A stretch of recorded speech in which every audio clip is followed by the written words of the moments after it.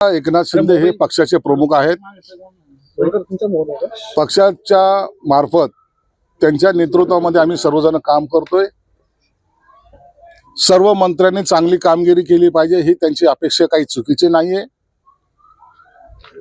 त्यांच्या कामामध्ये पुन्हा सुधारणा व्हावी, त्यामध्ये कुणाचेही जरी नाव असले तर त्यांचा हेतू असाच आहे की सर्व मंत्र्यांनी आपलं आणखीन ऍक्टिव्ह काम थोडं जोरात वाढवलं पाहिजे, पक्षाचं काम केलं पाहिजे आणि त्याच्यात कोणतेही गैर नाहीये आणि तो त्यांचा अधिकार आहे। म्हणून नाराज असलेल्या हे मंत्री का तो मंत्री हे म्हणण्यापेक्षा त्यांना अपेक्षित असलेलं काम सर्व मंत्र्यांनी करावं हे त्याच्या मागचा त्यांचा उद्देश आहे आणि कुणाला काढायचं की ठेवायचं हा त्यांचा सर्वस्वी अधिकार आहे। म्हणून त्यांच्या अधिकारावर कोणी गदा आणू शकत नाही। त्यांनी घेतलेला निर्णय हा आमच्या सर्वांसाठी अंतिम असणार आहे।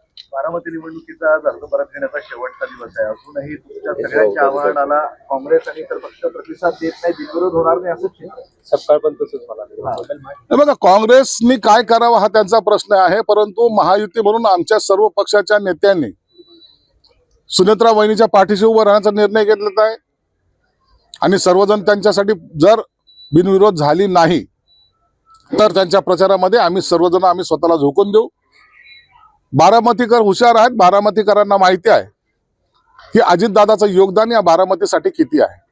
म्हणून निवडणूक झाली तर फार काही मोठी लढाई होणार नाही, परंतु होऊ नये अशी आमची इच्छा आहे। बरं, ते प्रवीण तोगडे यांचं एक वक्तव्य आहे, राम मंदिर बनवलं त्याच पद्धतीने लोकसंख्या नियंत्रण कायदा बनवणार, भारतात मुस्लिमांची संख्या वाढू देणार नाही, मुस्लिमांच्या शुक्रवारच्या नमाजला मंगळवारी हनुमान चालिसाने उत्तर दिले। तोगडे यांनी केलेल्या विधानाशी त्यांचं ते वैयक्तिक मत असल्यामुळं किंवा ते सरकारचा भाग नसल्यामुळं त्यांनी ही त्यांची भूमिका सरकारकडे केंद्र शासनाकडे मांडावी। त्याच्यावर आता भाष्य करणे मला वाटतं उचित होणार नाही। एक्सिडी इंडिया लिमिटेड कंपनीच्या एचआरने मॅनेजर त्या कंपनीच्या एलपीजी गॅस मिळत नाही, 450 कर्मचाऱ्यांना नोटीस बजावली, कंपनी उद्या बंद करणार।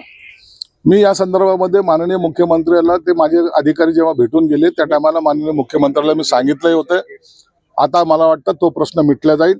आता साठा हा भरपूर प्रमाणात उपलब्ध झालेला आहे आणि 1-2-3 दिवसाचा जर कालावधी सोडला तर